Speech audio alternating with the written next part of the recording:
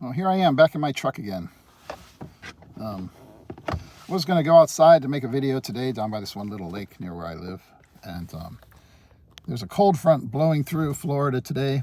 Going to bring us some rain later in the afternoon and in the evening. It's getting kind of windy. I didn't want to mess with the wind noise. Forgive me for wearing my sunglasses. My other glasses, I wear progressive lenses. And with my other glasses, they're narrow lens, and I'm always kind of like trying to find the right angle to look at the phone screen and see if I'm in focus or see what's going on. And with these bigger lenses, I don't have that issue so much. So even though it's kind of cloudy right now, I figured I'd put these on so I can see what's going on. Could just do it without glasses, but then you see how old I am with the bags under my eyes and stuff. All the years are showing. Too many years of being out running around in the weather without enough protection and stuff. It's starting to show these days once you hit 60 years old, But the thing I wanted to talk about is one of the differences in attitudes that people in America have, maybe the Western world in general, I guess, in comparison to what you encounter a lot in the Philippines. And that is that the Filipinos tend to have a pretty fatalistic attitude sometimes about things. Just, what's going to be will be. It's in God's hands, and there's nothing I can do about it. And that's something that runs kind of counter to what Americans like to believe, because we like to believe that we're in control of things, that all we have to do is have the right plan, and we can take charge, and things are going to be okay. And it's ingrained in us, that long-term planning kind of outlook. From the time we're very young, for many of us, my father didn't give a crap about money, unfortunately, which was bad for me in terms of my own economic standing sometimes, because I was a very creative, precocious little kid. I was into music and writing and daydreaming, and I never cared about money. My mom, one time, I was working a job at a lab in Pittsburgh, and I was working swing shifts, and I was working the 11 p.m. to 7 a.m. shift one time, and we grew up down in the southwest corner of Pennsylvania, south of Pittsburgh. And my mom and my brother, a couple other people, were going to down to Wheeling, West Virginia. It was a Saturday night for the Wheeling Jamboree. And she came in the room, and she was wondering if I had any cash, And I was like, yeah, it's right there. My wallet's right there, And she's like, well, you're just going to let me go in your wallet? And I was like, you're my mom. I didn't care.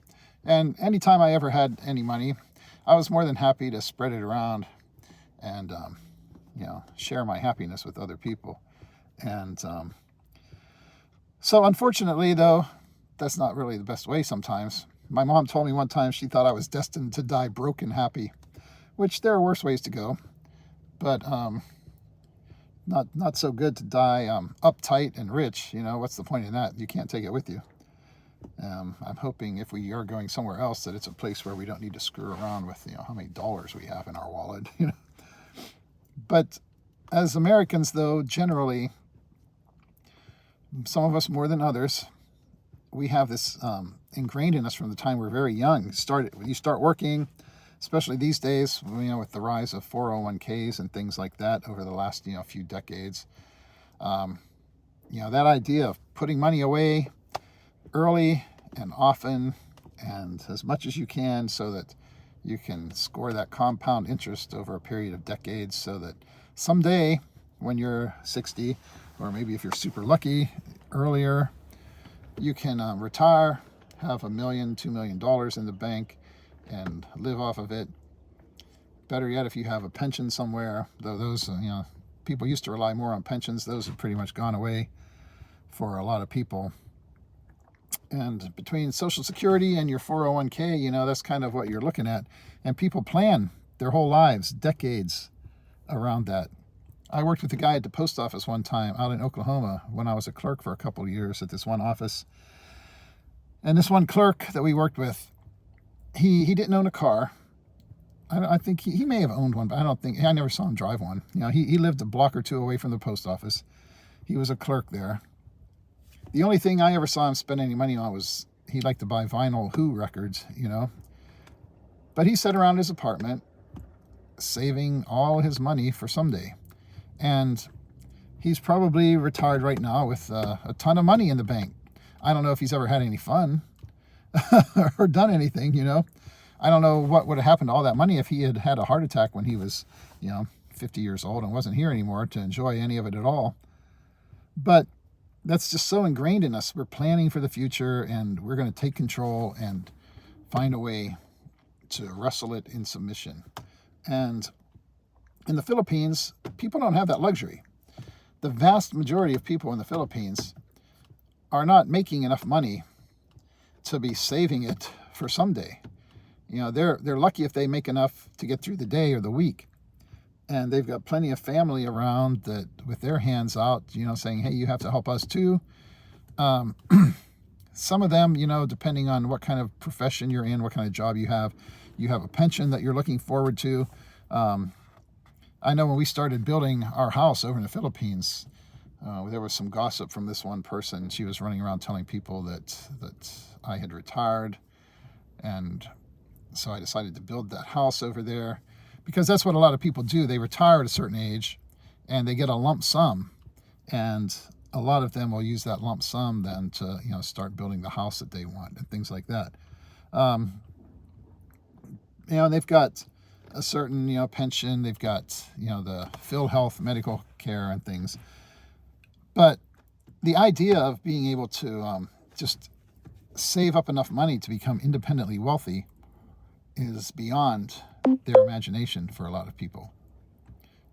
That's why maybe they chase the idea of, being famous, vloggers or entertainer or singer or something. But it's not like over here where everybody is busily, adding up their pennies and checking on their retirement accounts to see how much money they've made every year, and the hopes that someday they'll be able to kick back and relax and be independently wealthy and not have to worry about anything. But there are good things and bad things about both attitudes. You can go to extremes with both ways of thinking, Let me have a sip of my drink here. I'm hanging out back behind the Chick-fil-A, watching people in the drive-thru. They're raking in money, hand over fist if you're a Chick-fil-A, franchisee. But, a lot of times my wife, I can see that even in her, just the, you're not going to worry about things you can't control. And even if it's something that she wants to buy, perhaps, and she'll say, if somebody else gets it before she decides to save up enough money for it or whatever, she'll just say, well, it wasn't for me, and move on. And there's very much that kind of attitude with most people in the Philippines, though, that they're thinking about today. That's what they're focused on. They're not making long-term plans down the road in the future for a day that might never come, things that are beyond their control. And they've learned in their life that most things are beyond their control. And unfortunately, for a lot of times for us, we don't realize how many things are out of our control. We suffer under the illusion that we are in control of things, and we really aren't a lot of times. Sorry, checking out this Cadillac SUV that decided to stop in front of me here. Maybe I hope they're not going to jump me, man. But yeah, it's just an interesting dynamic that most people who have spent any time in the Philippines or around Filipinos can see. They're very much, kind of live for today. It's, I don't know if you would call it, tropical island hedonism. From the very earliest days when the uptight Europeans started encountering, the beautiful brown-skinned island people in the tropics, there's always been that kind of contrast. And that's part of the appeal for a lot of, Europeans, I think. You've always had that vision in your head. I did from the time I was young. The palm trees swaying in the breeze on the beach. I grew up in Pittsburgh, in that area, looking out at snowdrifts all winter long. We'd build snow forts that didn't melt for like 3 months. And, sit there and read National Geographic, There was one series of articles when I was young where they were building this big double canoe and navigating by the stars like the ancient Polynesians to go from Hawaii to Tahiti or something like that. All those articles about French Polynesia and all of that. And I think for a lot of us, that's part of the draw when, going to the Philippines or anywhere in Southeast Asia, perhaps. That childhood dream, all our life we've thought about breaking away. Actually, in my high school yearbook, way back in like 1981, that was my life's ambition, to be a beach bum, And I just never got away from that, I guess, that dreaming of, going off to the islands, that life. And that's something you can find in the Philippines. It's not perfect, There's a lot of problems, and like we talk about the poverty and some of the despair that a lot of people are dealing with. But out of that despair and that life is, and that heritage is that ability to just enjoy today. It's a sunny day down at the beach with the palm trees, and like in Hawaii, the ancient kings out surfing on their surfboards. What could possibly go wrong? And that's a very appealing thing to most of us. So I don't know. The lesson, I suppose, is just we both have things to learn from each other. Most Filipinos can learn to plan more for the future and not just to spend everything they have today. On the other hand, you look at what's happening here in America today.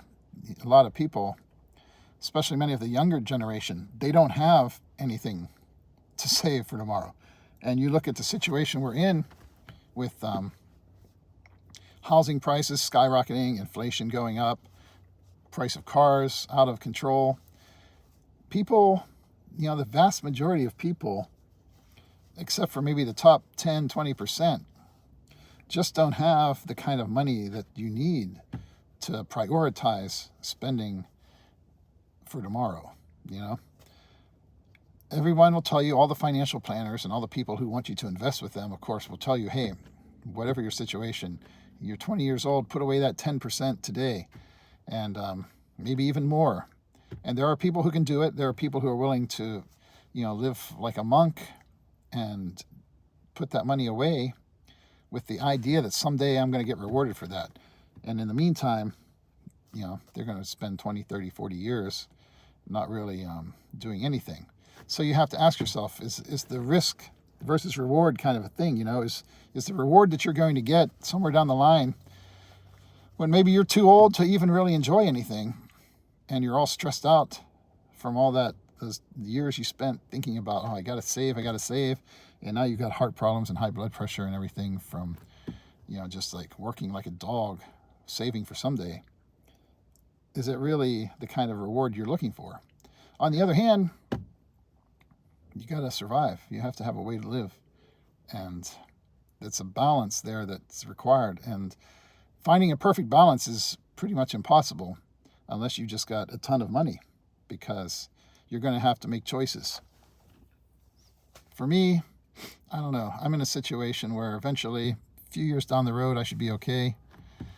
If I have to, I don't care. I'll work till I'm 70. I hope I don't have to do that, But I'm in a situation where as long as I can stay reasonably healthy and keep going to work, I can keep working. And what I do eventually get from my pension and Social Security will just keep going up. And then maybe someday that'll be enough.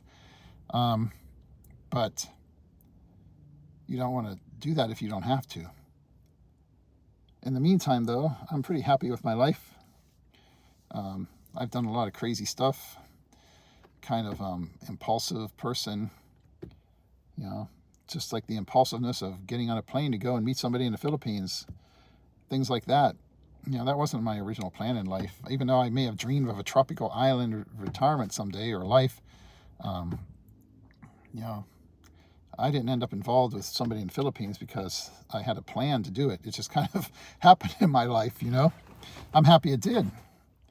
Because now, You know, even though I may not have spent my early years trying to save up a couple $1,000,000 or whatever, I still can have a good life over there and with people that I love, and a place where I enjoy the people and their attitude about things. And once again, I'm kind of rambling here, so I'll probably just cut it off there. But just think about those attitudes. There's a difference between us, but both of us have something to offer the other, you know. And if you end up like me, married to someone from the Philippines, hopefully you can help each other, and a little bit of the good from each of you will rub off on the other one, and have the best of both worlds.